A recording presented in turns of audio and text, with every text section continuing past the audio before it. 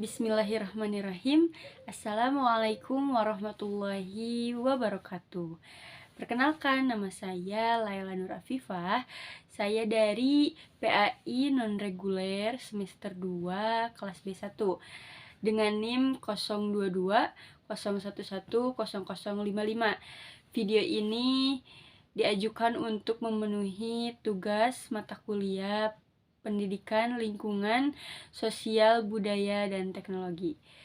Di sini saya akan menjelaskan tentang pemetaan jaringan sosial. Perlu diketahui teman-teman bahwa pemetaan itu adalah suatu tahapan penting yang harus dilakukan sebelum memulai sesuatu pemberdayaan. Nah, hasil akhir pemetaan dapat menjadikan dasar dalam penentuan bentuk pemberdayaan yang tepat untuk dilakukan pada komunitas atau kelompok atau masyarakat yang lainnya. Nah, biasanya pemetaan ini dilakukan untuk melihat potensi atau peluang yang dapat dikembangkan dalam kelompok masyarakat. Oke, lanjut ke pembahasan.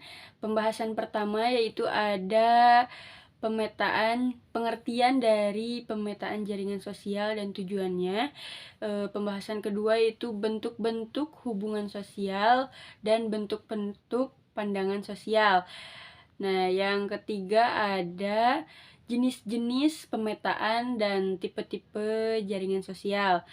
Yang terakhir ada bentuk-bentuk kekuatan hubungan. Lanjut ke pembahasan pertama yaitu pengertian pemetaan jaringan sosial dan tujuannya.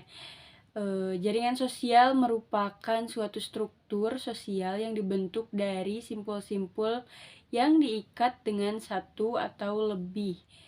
Nah, tipe relasi spesifik seperti nilai, visi, ide, teman, keturunan, dan sebagainya. Pemetaan jaringan sosial ini dipakai untuk menggambarkan hubungan-hubungan sosial di antara rumah tangga atau para anggota kelompok atau komunitas yang lebih besar yang diamati. Nah, tujuan dari pemetaan jaringan sosial ini ada 3. Pertama, melihat potensi kerekatan hubungan yang ada. Kedua, mengetahui peta kekuatan yang ada di dalamnya, berisi tentang dominasi, pertemanan, diskriminasi dari masing-masing individu dengan kelompok individu lainnya. Nah, yang ketiga ada menentukan informan yang paling cocok dalam penelitian, terutama untuk menentukan informan kunci. Nah, lanjut ke pembahasan kedua yaitu bentuk-bentuk hubungan sosial.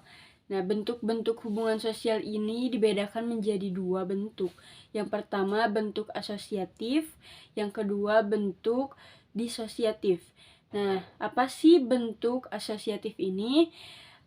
Bentuk asosiatif ini merupakan hubungan yang bersifat positif. Artinya, hubungan ini dapat mempererat atau memperkuat jalinan atau solidaritas kelompok.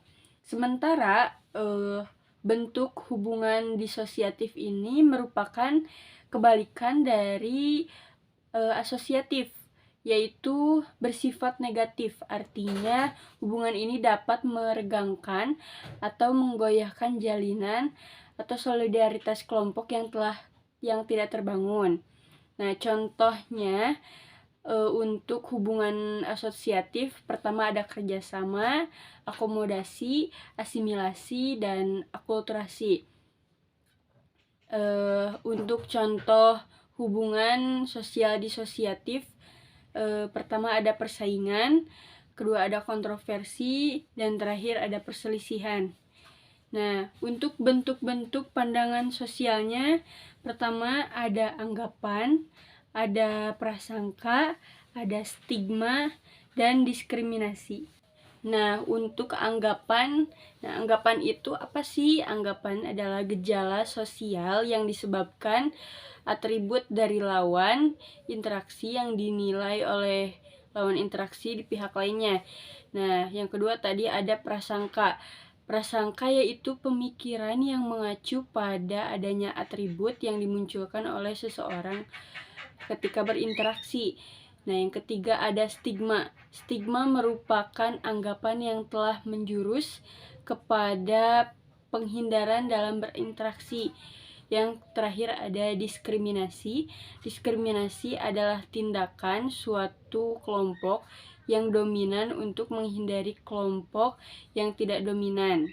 Nah, untuk pembahasan ketiga yaitu jenis-jenis jaringan dan tipe-tipe jaringan sosial.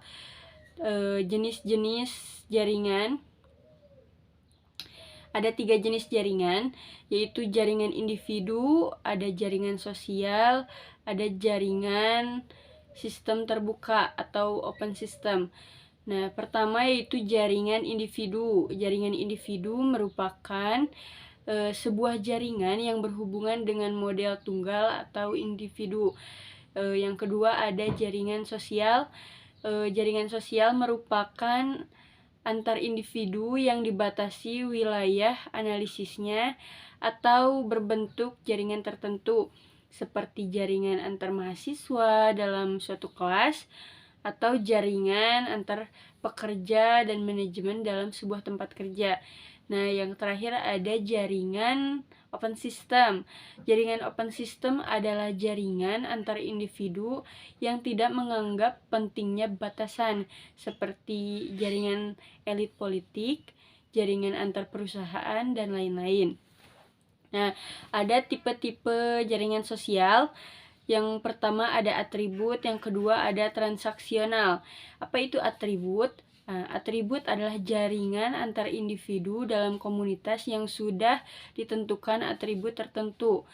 Nah, untuk tipe-tipe transaksional yaitu jaringan yang fokusnya pada jenis dan bentuk pertukaran tertentu yang terjadi antar individu dalam komuniti tersebut dalam upaya mempengaruhi dan lain sebagainya, seperti pertukaran informasi, pertukaran barang, atau jasa-jasa tertentu.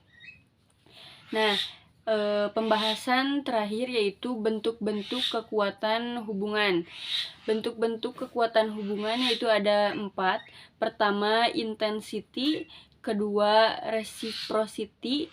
Ketiga, kejelasan terhadap pengharapan dari hubungan yang terjalin antar individu dalam komuniti yang diamati.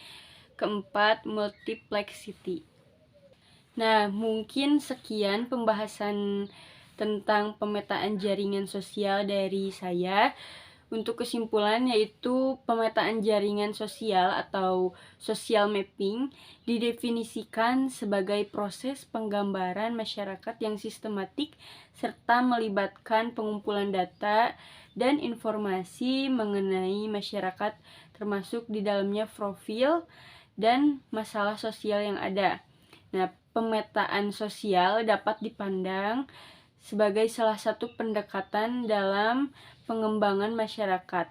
Nah, salah satu bentuk atau hasil akhir pemetaan sosial biasanya berupa suatu peta wilayah yang sudah diformat sedemikian rupa sehingga menghasilkan suatu image mengenai pemusatan karakteristik masyarakat atau masalah sosial. Misalnya, jumlah orang miskin, rumah kumuh, dan anak terlantar. Mungkin cukup sekian pembahasan tentang jaringan sosial dari saya, kurang lebihnya mohon maaf. Wallahul muwaffiq ila aqwamit thoriq. Wassalamualaikum warahmatullahi wabarakatuh.